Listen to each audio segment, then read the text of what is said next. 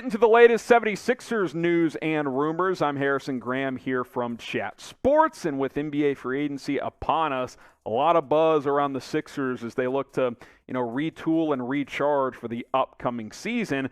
Let's get into the latest around P.J. Tucker, because this has been circulating for the better part of a week now. Marc Stein doubling down via his Substack. Go check out his work over there, that the expectation is for Tucker to sign with the 76ers. Reported deal would be 3 years and $30 million. That's at least what's being rumored. He, of course, opted out of his player option with the Heat last week of $7.5 million, so he is now free to test the open market. And it was a nice little bounce back year for P.J. Tucker. Was a little more productive offensively, and the defense was as good as ever. Here's what Stein said via his Substack, quote, "Numerous rival teams, meanwhile, say with even more conviction now than they did last week when I first reported on Wednesday that they expect P.J. Tucker to land in Philadelphia on a 3-year, $30 million deal in free agency. If Pat Riley's Heat can find a way to now re-sign Tucker, that will definitely surprise some people. It seems increasingly safe then to at least pencil in a Harden-Tucker reunion into a Sixers offseason that already features the draft day acquisition of DeAnthony Melton from Memphis." And I would agree with that. Based on what's out there, it sounds kind of like a done deal that unless Miami ponies up and says, you know what, we can't afford to lose P.J. Tucker, we'll figure out a way to get the money to keep him. I think he opted out for a reason. I think he caught wind that Daryl Morey, the Sixers GM, would really like to bring him to Philadelphia, a guy he was paired with in Houston as well, and obviously a teammate in James Harden that knows him really well from his time during the Houston Rockets as well. And I think if you could make this happen, this potential lineup of James Harden and Tyrese Maxey in your backcourt, which Tyrese Maxey I expect to take another step. I think he'll be a 20-point scorer next year and develop even more into a leader. James Harden, you're hoping he can get into a little bit of better shape and play at a higher level next season.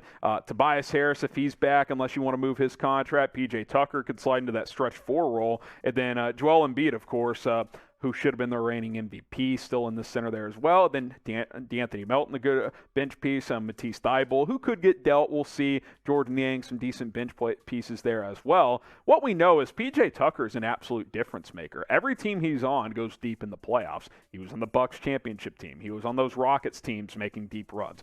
He was a game away from the NBA Finals this year with the Miami Heat. He's a defensive dog. He brings attitude. He can knock down corner threes, and he's just an absolute leader on every team that he plays on, and you cannot replicate what that means. You can't put a statistical number on what he brings to the table. I think he would be an absolute great fit. I think the Sixers need someone like this, someone with a no-losing mentality, like no more BS. Bring a guy like this in here. He's going to hold teammates accountable, and I think that would be very good for Philadelphia. Grade the contract of 3 years and $30 million, if, of course, it's accurate. A, B, C, D, or F. Nothing's official, obviously. Free agency doesn't open until Thursday. Obviously, it's a lot of money. Obviously, it's a guy who's 36 years old, so keep all of that in mind. But grade the contract of 3 years and $30 million. And I do want to remind you guys, NBA free agency does open on Thursday, 6 o'clock Eastern, 5 o'clock Central Time, 3 o'clock on the West Coast. And we're going to be covering it here at Chat Sports. So be sure to join us, youtube.com/chatsportstv. Myself, Chase Sr., you guys are used to seeing him on 76ers Now. We'll have you covered with the latest NBA free agency news and rumors, every deal that happens, plus everything surrounding the Sixers. We'll have you covered as well. Let's catch you guys up on the latest Kyrie Irving rumors here as things are starting to heat up around the Brooklyn Nets Stars report.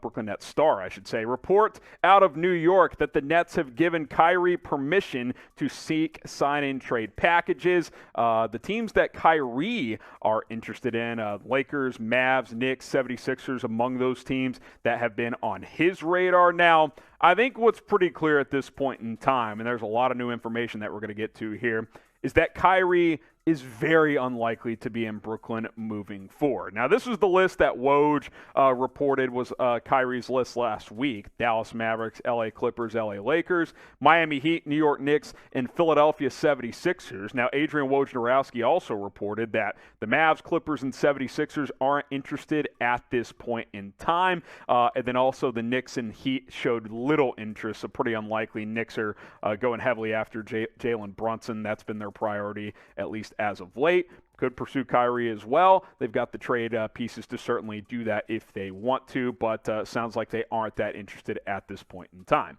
Now, let me ask you this. Where will Kyrie Irving play next season? Could it still be with the Nets? Is it going to be the Lakers? Where else could he end up? He's got a player option for Wednesday the 29th to opt in and seek a trade, or opt out and potentially sign somewhere in free agency. But, of course, he could risk losing $36.5 million, which is what his player option is worth. Predict it for us. Where will Kyrie Irving play this upcoming season?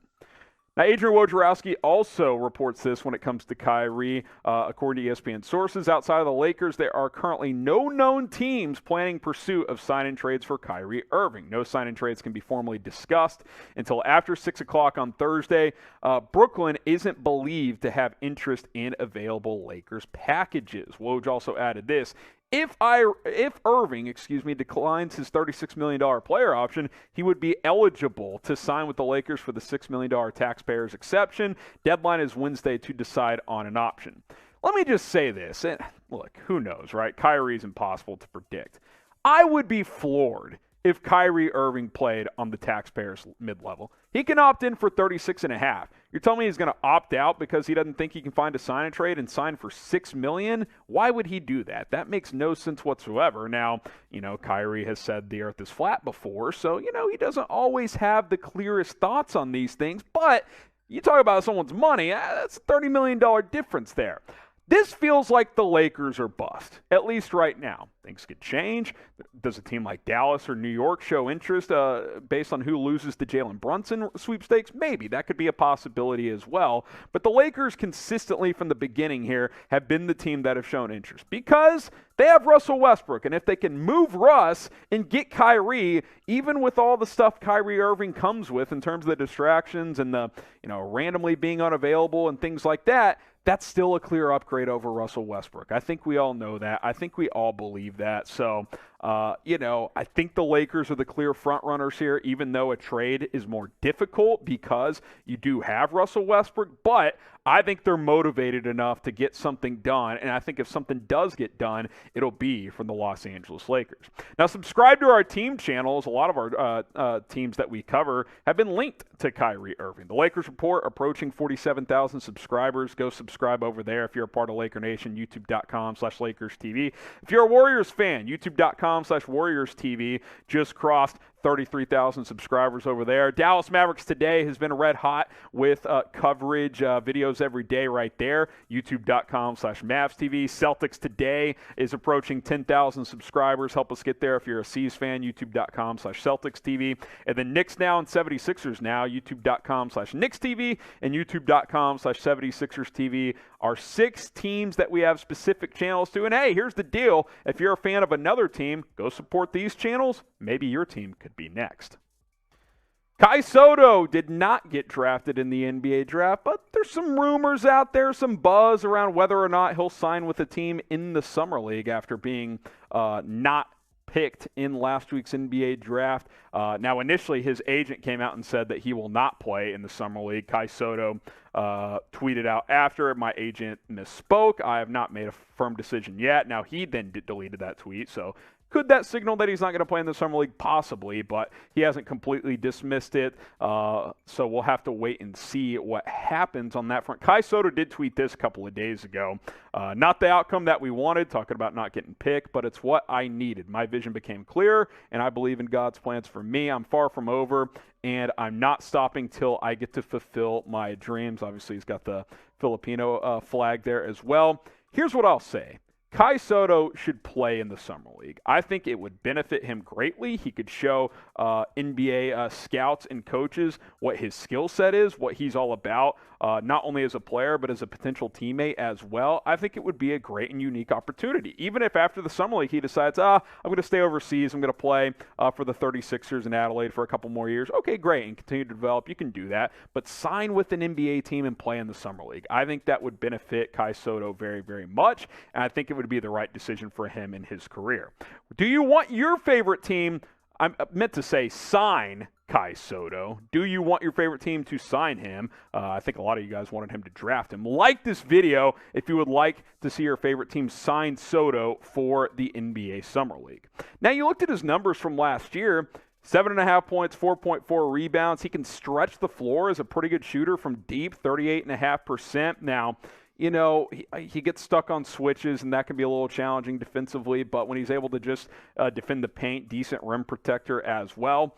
And here's the deal about Kai Sotto, and I understand the passion behind it and why he was frustrated and why fans were frustrated as well, because he's got a whole country behind him. I mean, he's got a chance to be the first Filipino NBA player in NBA history. That's a lot of pressure and a lot of expectations around him, and that is why he should play in the Summer League. So, Kai, if you're watching, get with the team, get with your agent, get on board, and let's play in the Summer League. Let's see what you can bring to the table. I want to see it. We're going to cover the Summer League here at Chat Sports, and we would be fired up if he played in the Summer League and we got to see what he could bring to the table for these teams. I think a lot of teams would be very interested in bringing him on board. Up to him if he wants to do that or not. Predict it for us. Will Kai Sotto play in the NBA Summer League? Type P for play. Type W for won't. I don't think he's going to, which is a bit disappointing. Let me know what you guys think down in the comments section.